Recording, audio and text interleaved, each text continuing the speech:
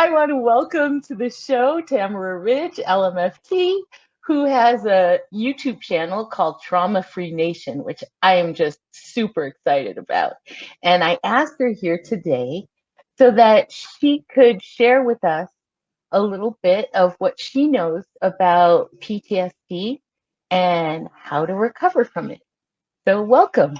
Thank you very much. I'm really happy to be here. Cool. Cool. I'm glad you're here too. Tell me how you started thinking about doing a YouTube channel about PTSD. Well, it starts quite a ways back. Excuse me. Okay. Sorry about that. It starts quite a ways back. I actually am a survivor of complex PTSD. And like many therapists, I became a therapist so I could figure out how to heal myself, although I didn't know that. Right? No, really? Therapists need to heal themselves? Right. Yeah, so that's what I did. And I graduated from, I finished graduate school and got out with my license when I was 30. And the big question I had was, why do people who've had trauma treat other people badly? That was my primary question. Like, I wanted to know, why was my mom like she was? Right? Mm-hmm. What was that? And so I started, and to tell you the truth, therapy school doesn't teach people how to help people heal trauma. It just doesn't. And so as soon as I got out of school, I started exploring like developmental trauma. And one of the big influencers for me was Dr. Lenore Terr, who wrote the book Too Scared to Cry. And I started really looking at development. And as soon as I started understanding that, I started applying it to myself, like how to think about my own trauma in the day-to-day noise that comes up in your body when you've had so much. Mm-hmm. And I started applying that to my clients and teaching them very transparently what I was learning for myself. And it was working. And so over the course of my career, I've been a therapist for a really long time, I started getting better and better at helping people heal their trauma. And I started getting better at healing mine more deeply. Mm-hmm. And one of the patterns that I saw in this field of mental health that I'm severely disappointed with is that therapists have two problems. One, they either don't have enough experience in their own traumas to know what it's like when they meet somebody who's walking around with CPTSD, or if they do, they haven't healed it. They've put it on a shelf and aren't looking at it. And they focus on asking the client, how do you feel about that? Right? What do you, oh, let me teach you how to ground yourself. Let me teach you how to breathe, and I'll be your friend. And in those things, you'll heal. It's not, I almost said a word. It's okay. I'm not monetized yet.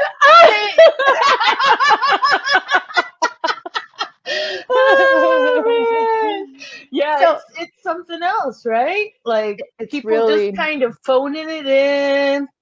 And maybe even some really well-meaning people offering what they know about how to heal, right? I mean, it's paying not like their kids' college funds with people who's hurting money. Mm-hmm. It's just not okay. For me, it's unethical. It's just not okay. And lots of times therapists sitting with somebody who they feel over their head with, and the therapist is giving people a blank look. How do I know this? Because I've had therapists do that to me. It didn't take me very long to realize that therapy wasn't going to help, right? I've had a therapist fall asleep on me. I had a therapist who freaked out. I came to her office and I was like ugly crying and talking to her about what my family was currently doing around the holidays. And this is a therapist who had like her book that was published was on the shelf behind her chair. And I'm talking to her and crying and snotting on myself. And she's sitting there like this. I'm not kidding. No. So I left her office thinking, okay, she's going to diagnose me with borderline personality disorder. She has no idea what to do with feelings. I'm out. I'm not coming back. And there was a third therapist who did things to recreate trauma, who eventually lost his license for the things that he did with adolescent girls. Oh, I'm so sorry. Well, it's the field. Like I have a Yeah, client well, who but just one moment. I wanna qualify that I've actually had the opposite experience. I've had 3 therapists in my lifetime. I was assigned one when I was 16 because I was a problem, but she was awesome. I uh-huh. had a second one when I was in my first marriage. I met her because my marriage was a problem. Mm-hmm. And I had a third one until she finally fired me a few years ago here in the Bay Area that I saw on and off from when I was 24 and I'm now 55. And all 3 did a really good job with me. So I I think think there are some really good therapists out there. I don't want people to get like a lopsided view and think that we're all quacks that don't know what we're doing. well, However, see, I will say that my 3 therapists, the things that they did that helped me the most were nothing they learned at therapy school. that's it. Well, and the other thing I will say is that I think that if you have lived maybe a life where your early childhood was reasonably safe, then it's easy to find a therapist who meets your needs. Mm. But when you don't have a childhood that's reasonably safe, there are so many triggers that show up in just interacting with another human being that if you don't know where those fields are, you don't know where the bombs are because you're dealing with somebody with complex PTSD as a therapist, you don't know what to say in a way that is going to be heard by somebody who has complex PTSD sensitively, then you're not going to be a good therapist. And I think many therapists don't know that about complex PTSD survivors. So they label people with like access to diagnoses, and they don't watch their own countertransference, and they end up making messes. So the 3 therapists I'm talking about have a couple of them made 1 or 2 really good interventions that I then took and went, oh, wait a minute, hold on. And I started putting together pieces for myself, right? And I did have a therapist when I left my third marriage. My third marriage was very coercive in a sexual way. It was not good. And when I was seeing that therapist, she was amazing. But at the end of the therapy, she said, Tamara, you're doing your own work. I'm not really doing anything here. I'm just being an audience to you, which was the truth, because I'd already learned so many tools for healing my own PTSD that there wasn't a lot for the therapist to do, because I already know the pain more deeply than people who haven't experienced complex trauma experience. So how can you speak to something deeply when you haven't been there? So it's not the field that I hate. It's disappointment in the field and the way they've treated people who struggle with complex PTSD. So your correction is right. But this is like for people with complex PTSD, it is disappointing. Yeah. And that's why. So you asked You your had to start trauma-free. Free Nation. That's right. That's awesome. No, I love the whole roundabout way we got there. I'm really happy to have heard your story, Thank you. really cool. I want to back up a little bit because I think some of our viewers might not know what PTSD is and how it differs from complex PTSD. So I want you to tell us now, what is PTSD as opposed to complex PTSD? There's a huge difference. And I'll tell you that people who have complex PTSD get a little bit of their hair standing on the back of their neck when somebody just calls it PTSD. So here's the difference. PTSD, and I'm not going to give you the DSM-5 description of it. I'm going to give you the lived experience of it. Oh, So, maybe I'll put it up on the screen later. if you want to, but it's got lots of criteria. Yeah. But the crux is PTSD is what happens when something is threatening to us, life-threatening, or threatening to our emotional well-being, or threatening to somebody who's near us. So I've had PTSD from September 11th, 2001. My aunt died in the Pentagon, direct hit from the plane. And I had lived with her and cared for her children. So that created PTSD for me. But that's not complex PTSD. That's PTSD. I was a passenger in a car accident where my truck was totaled, and the car that came and hit my truck at 50 miles an hour, directly hit my door, the passenger door where I was sitting. So I was waiting to die. It's like one of those experiences where time slows down and you're just waiting to die, and I didn't die. However, PTSD, that's a near-death experience, and your body registers that. Your brain and body register that and go, okay, here's a threat. So the PTSD part of it is when your brain looks for anything that's similar to it to help you understand that you need to protect yourself because you could die again, right? So for about a year after that car accident, whenever I was driving on the freeway with someone, I was a passenger with somebody else driving, and a car went past too fast, my body said, oh, you're going to die again, even though it's not true. Mm-hmm. So PTSD is like it comes from a discrete event where there is a reasonable threat, and reasonable is defined by the person who's experiencing it. And it's threatening enough that anytime there's any kind of a reminder of it later, that reminder puts the body back into the fight or flight response. And the reminder can be anything connected. Like if I'd been wearing a blue shirt, it could have been anytime I put on a blue shirt. Mm-hmm. Now, not everybody who's in a life-threatening experience ends up with PTSD, because some people can shake it off right away. I think people who have complex PTSD maybe have stronger imprints when a PTSD event happens. Mm-hmm. But you can think about PTSD as a one-time event.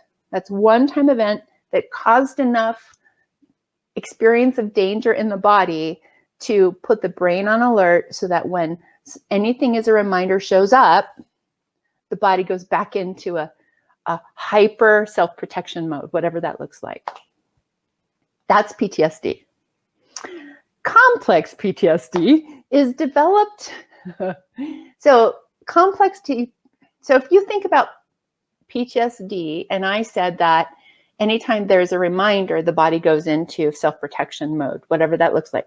It's fight, flight, freeze, or fawn. Those are the 4 stages that we talk about. Complex PTSD is usually also called developmental PTSD, and what it is if you think about it's layers upon layers upon layers of trauma after trauma after trauma after trauma. Those traumas usually happen in childhood, and when they happen in childhood in an ongoing cycle of the same traumas happening over and over again, what happens is we start with a little seed that is the first traumatic event.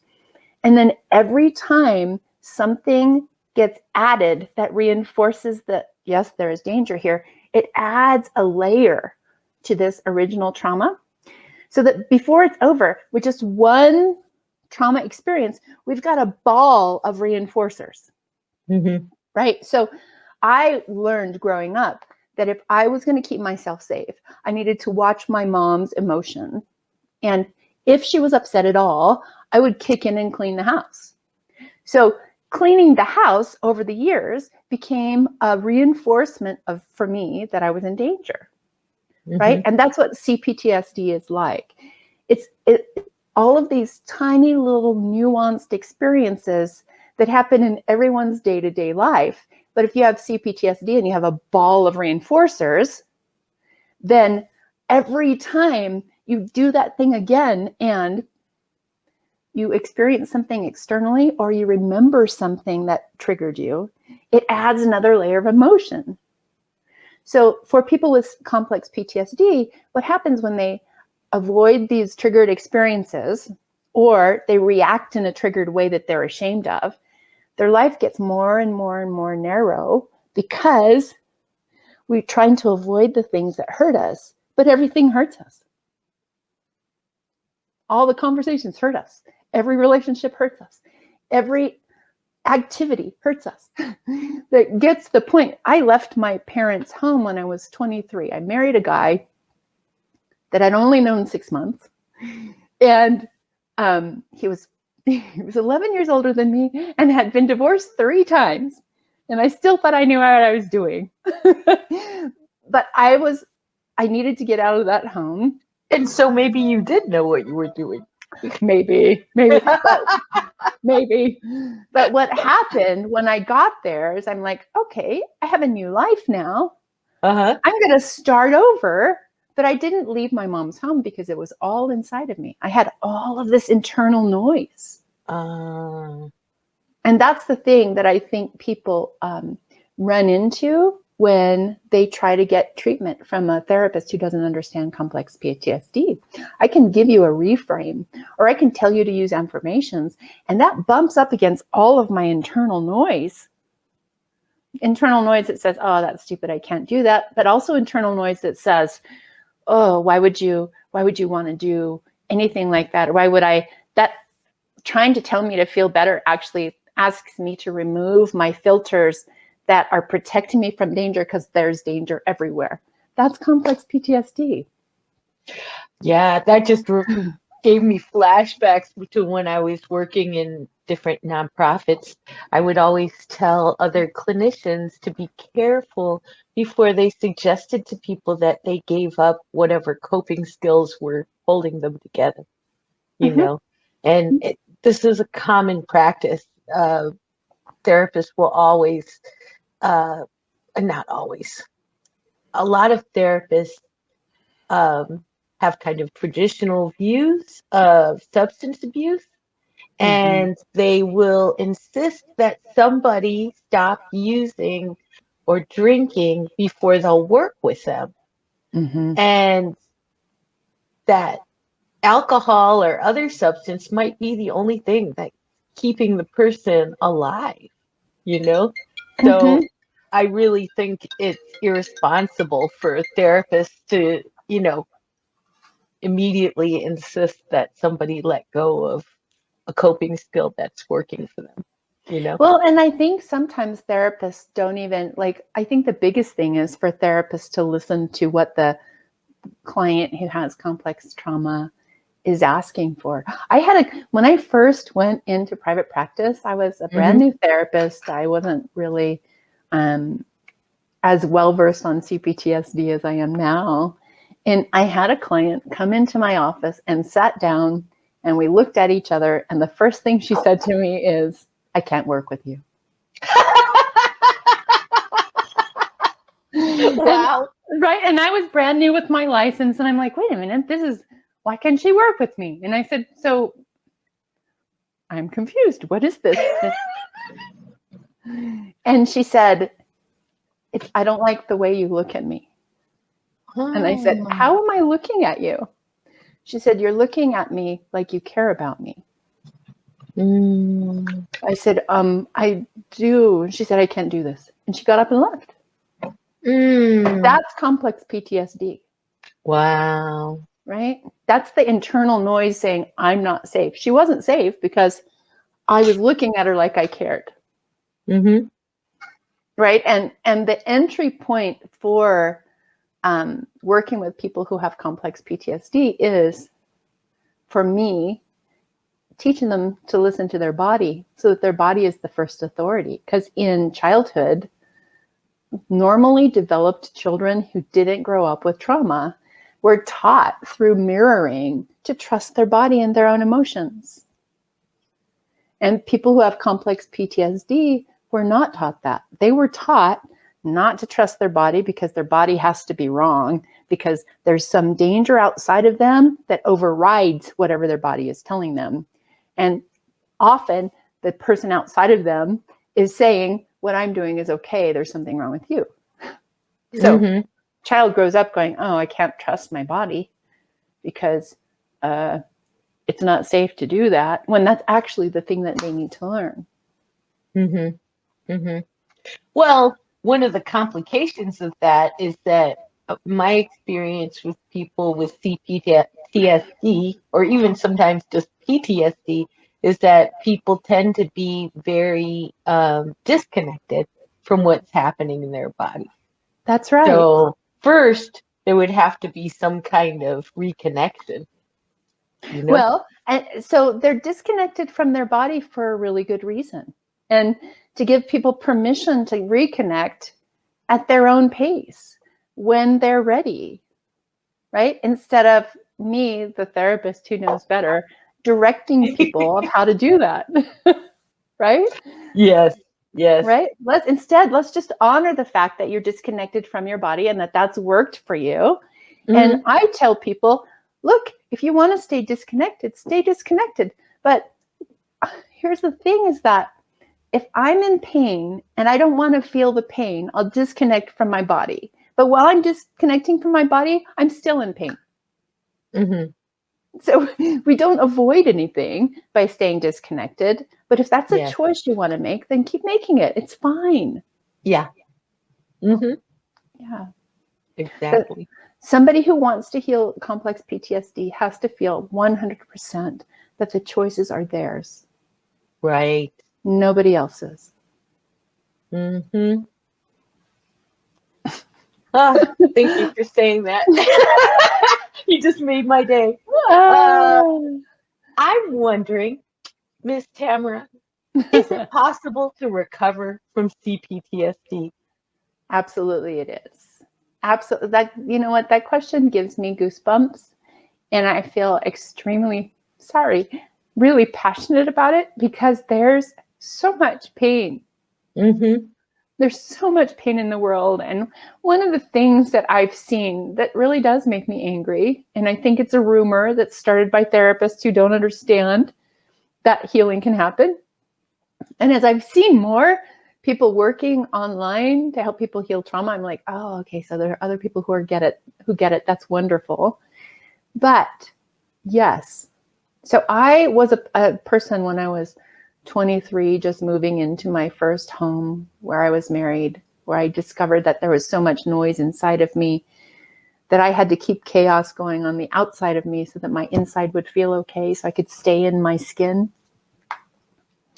It's taken me a long time, but it starts with healing triggers.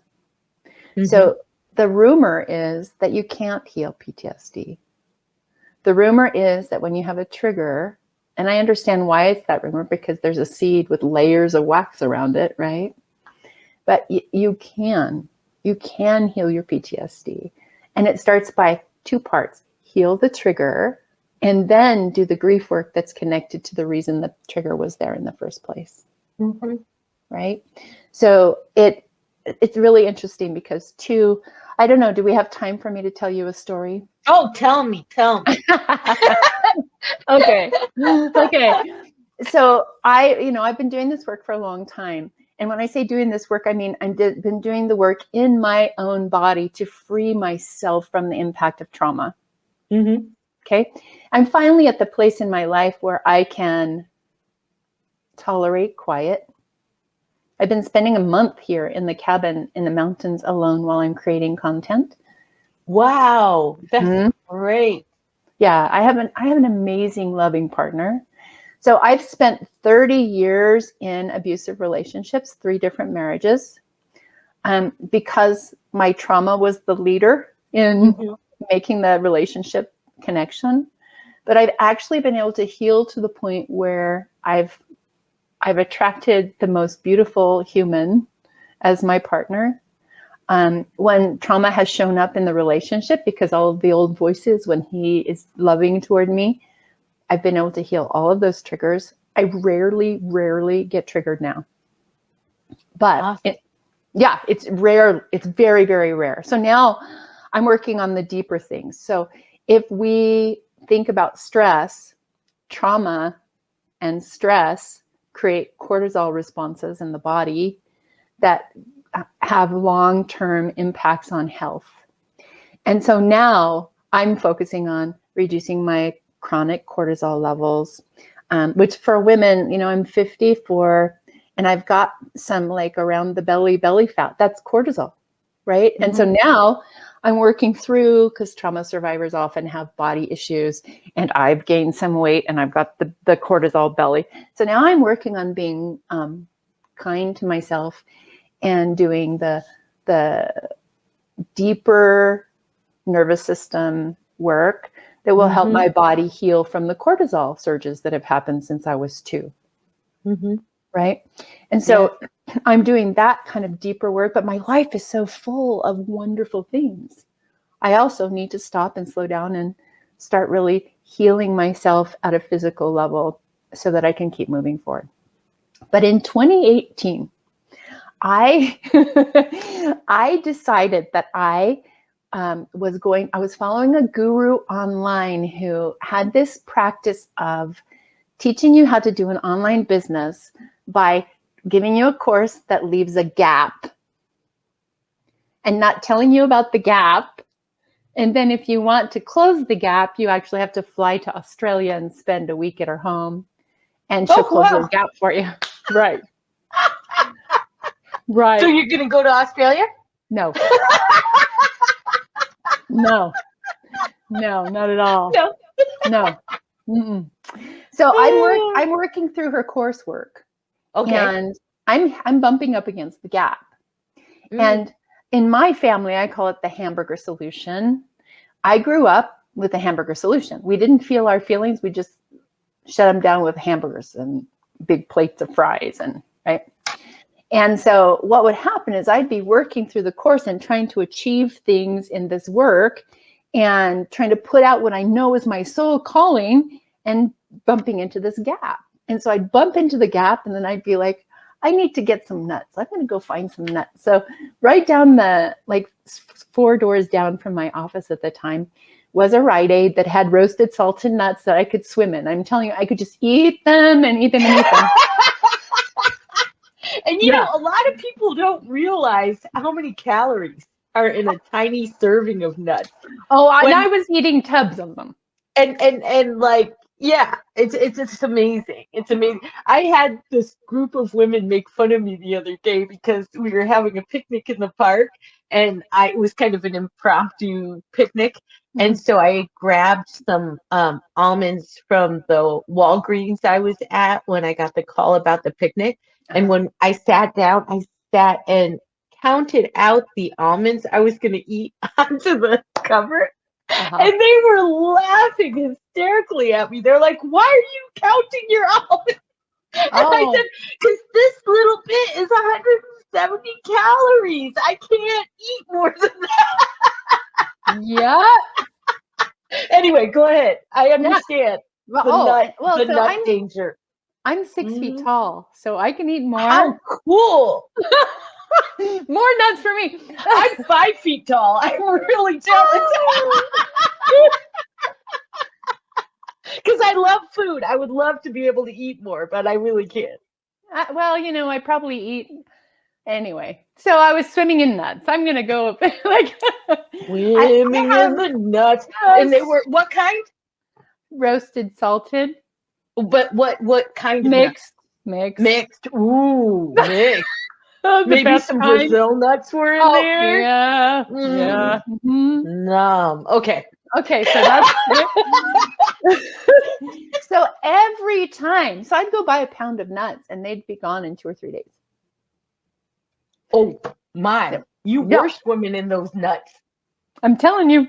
So every time I hit this gap, I would get upset and go eat nuts. Mm-hmm. And so I would spend the time driving from work to home thinking, why am I eating so many nuts? Why am I eating so many nuts? What's going on here? What's going on? Why What's must going I on? swim in the nuts? Right. Right. And so the first feeling I got to was anger. Well, I'm eating I'm eating nuts when I'm angry. Mm-hmm. Okay, what am I angry about? So I started listening to myself, and I started paying attention when I was back in the office doing the project. And there were two things I was saying to myself. This is too hard. I can't do this. It's too hard for me. Mm. And then I'd get mad and go buy nuts. I can't do this. It's too hard for me. So what I did is I went, wait a minute, is this too hard for me? So I started to look at that. Where did it come from? Well, I was an asthmatic child, and when I was a child, they didn't have good treatments for asthma. So I got sick a lot. If I went out and played, then I didn't sleep. If I overexerted myself, I wouldn't sleep.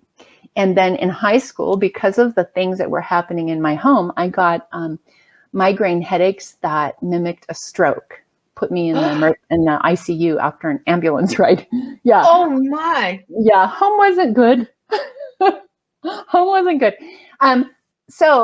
But one of the things that happened when I was a kid is my parents would say to me, because of the things they saw me going through, you can't do that. It's too hard for you. Oh. Right? So if I wanted to go and play or go and do something and they were scared, they would say, you can't do that. It's too hard for you. So I went, wait a minute, hold on. I can't do that. It's too hard for me. That's where that came from. So wait a minute. So I started really thinking about it and going, wait a minute. I swam varsity for 4 years on the high school team, unmedicated, and went to the state championships with the relay team in my senior year. That's a hard thing I did. Mm-hmm. I was in 3 violent, abusive marriage relationships, and I got myself out of them. That's a hard thing I did. I finished a master's degree. I'm the only person in my family who's done that. That's hard, right? Yeah. So I started looking at it and I went, wait a minute, I do hard things. And hard things are fun for me because they're like puzzles. Oh, my associate's degree is in mathematics and natural sciences. So I had to study chemistry, physics, and calculus for a year. Oh my God. That felt like it broke my brain, but it was hard and I did it. And it was fun for you. Yeah. So I start, because things like that feel like puzzles, just like building a YouTube channel and learning how to do editing. It feels like a puzzle.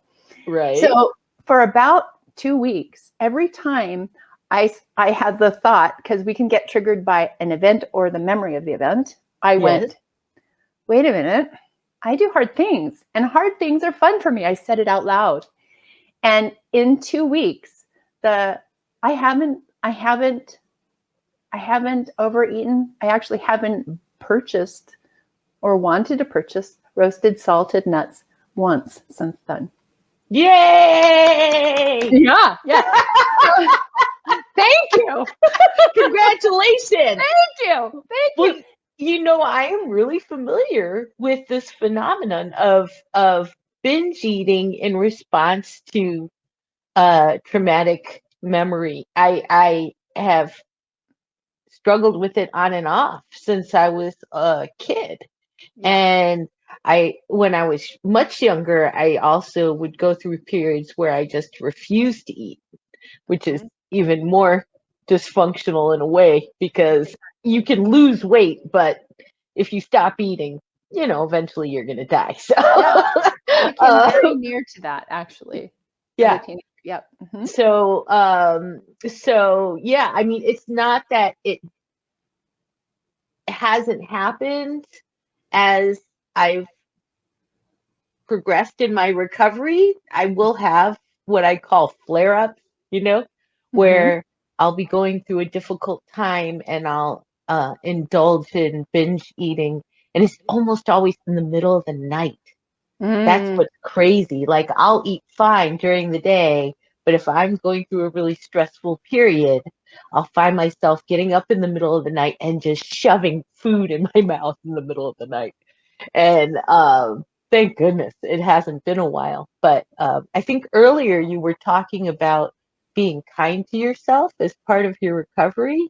And for me, that's also been a huge part of my recovery.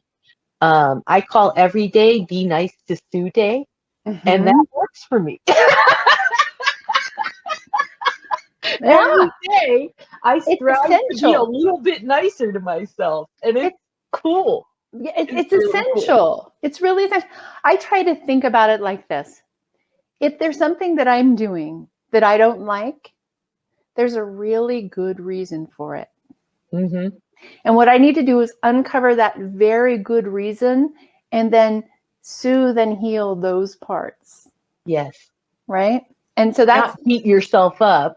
No. That That's doesn't the help. specialty of trauma survivors is beating Right? themselves up. That doesn't help. It doesn't help at all. It doesn't help at all. It usually just reinforces the bad behaviors, right? It actually adds to the negative messages that we have in our head that got put in there in the first place. So again, it's another piece of layer on top of that central seed that is the original problem. I think I'll traumatize myself more now. Yeah, exactly. Exactly. And most of the time, it's such a habit that it goes unnoticed. I'm adding a layer on, but I'm not even noticing I'm doing that. And so it becomes quite a difficult process to undo. So after the story, after like realizing, I went to my office and I stood in front of my whiteboard and I said, what did I just do? Like, I'm not eating roasted salted. I don't even want to eat them anymore. What did I just do? And I wrote out, I like literally wrote 6 steps. And that's where 6 steps to healing a trigger began. And wow. Yeah. And I've taught it over and over again, and it's helped people. I've had people who've come to me because they can't get like a partner's infidelity out of their head. And then I teach them the steps and what it's connected to in their body history. And they're able to disconnect it and move forward in like 2 therapy sessions. Wow. Yeah. So for me, the reason I started Trauma Free Nation is like, oh, I have this amazing tool and more people need it. For me, it feels like, and I'm not going to get too like woo-woo-wee, but the truth is it feels like God put me on the earth in the family that I landed in with the intellect that I have so that I could develop the tools from my own pain that is needed in the world. And so, you know, once I got those 6 steps and I was like, oh my God, and I watched what happened when people use them, it actually takes the emotion out of a triggered experience and helps people really look at what's going on. And it puts them in the driver's seat of their healing, which is like, for me, now I don't feel so upset about the things I've been through in my own life because I see the purpose in it. Yes. That's beautiful. That's really beautiful. I love it. Thank you. And I'm blessed that my partner allows me, he provides what I need so that I can be focusing on this. So it's like, it feels like it's come full circle for me. Ooh, does he have a brother? Because I was just thinking, Sue, you should find you a rich partner to support all this activity. Okay, anybody has a brother or a friend like that, let me know. I was going to say it has to be anybody because my guy's an only child, so sorry. No. Everybody keep an eye out for Auntie Sue because she would sure appreciate somebody like that, and she can cook too. So. That's a bonus. Excellent cook. So I would be an excellent rich housewife because I know how to manage a staff, and I would give them 2 days a week off so You that know what? I could cook. You need to like just post an ad. Post an ad? Oh, yeah. All right. See, here's the problem. I think most rich guys or women, I'm pansexual, as the young people say, right? So you would think it'd be easy for me to find a good person because, I've got 50% more opportunities than you do, right? But I feel like most people who are really wealthy, they also tend to want really young people. Ah. And because they're pretty wealthy, they can get the young people. Well, but let's talk about how deep those relationships are. Right. I mean, wouldn't you rather have a woman with a heart and a brain? Okay. Yeah, All exactly. right. Right. Yes. So, Yes. And you know what? My partner is not wealthy. We are fortunate and blessed, but mhm. it's smart choices. And he is, I'm 54, he's 52, so I don't know what to tell you about that. I think that's approximately the same age. I think so. That's what You I know. think too. Yeah. But I'm willing to try again. Like I've been married twice. You've been Mhm. 3 times, right? 3, yeah. Um, I have an incredibly optimistic heart, so I'm willing to try again. And I keep working on my own healing.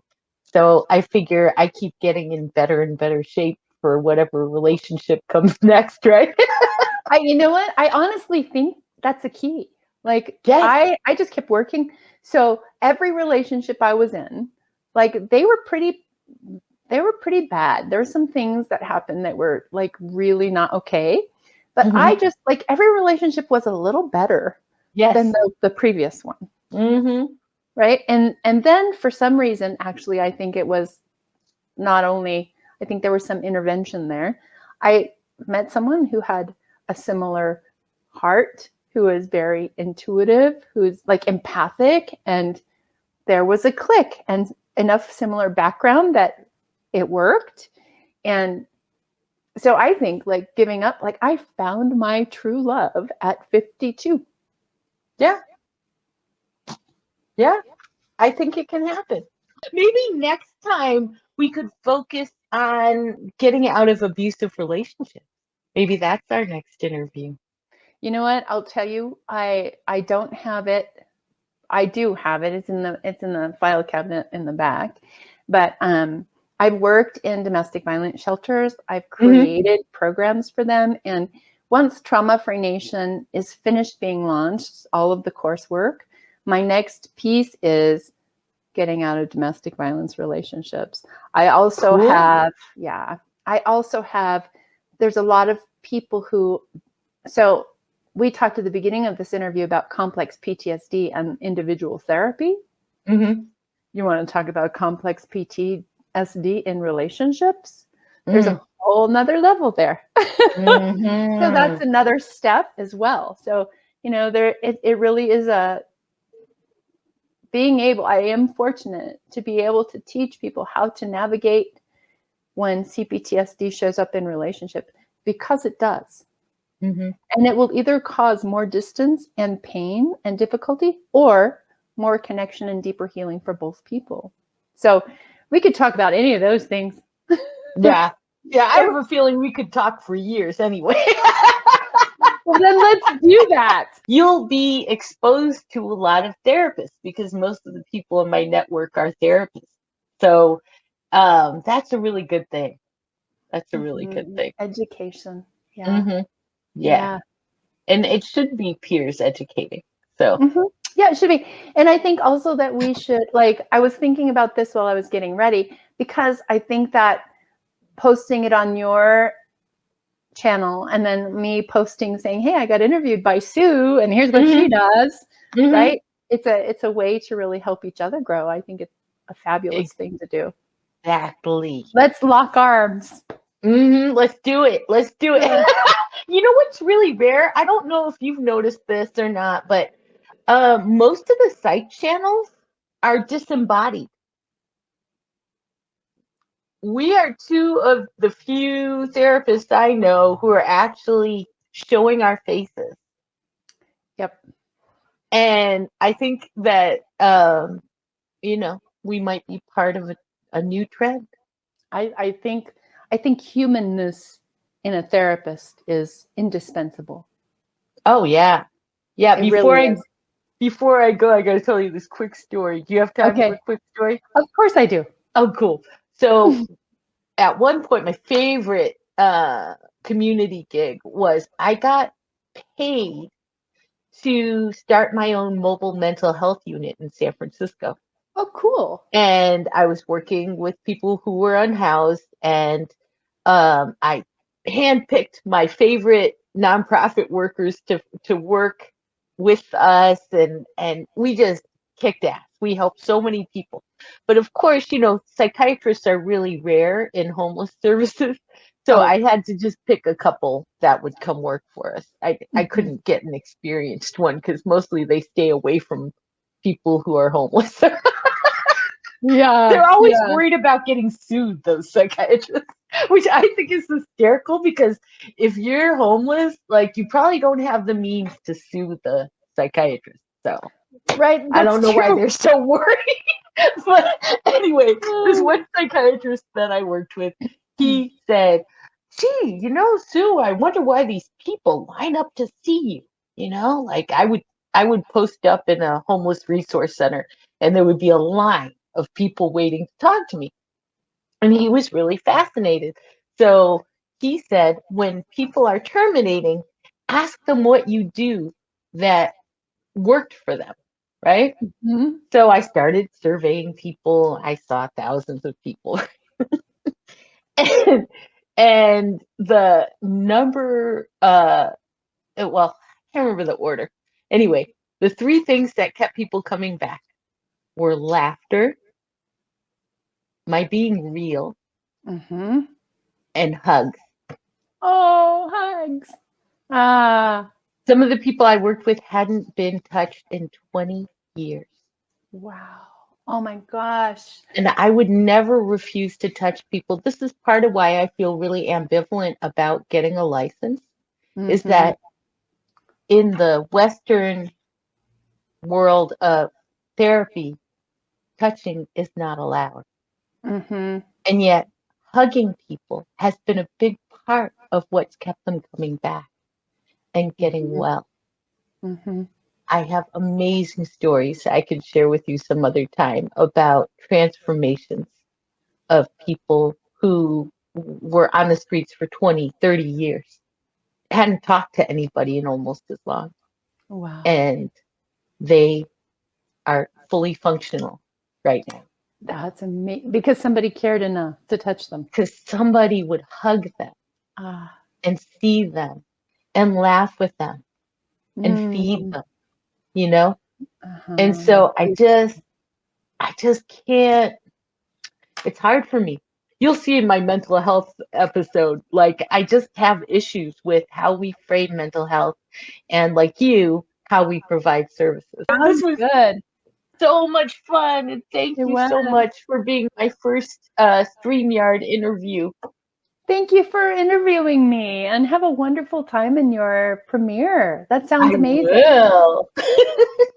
Thanks so much. Have a You're great welcome. day. Okay, you too. Bye. Bye.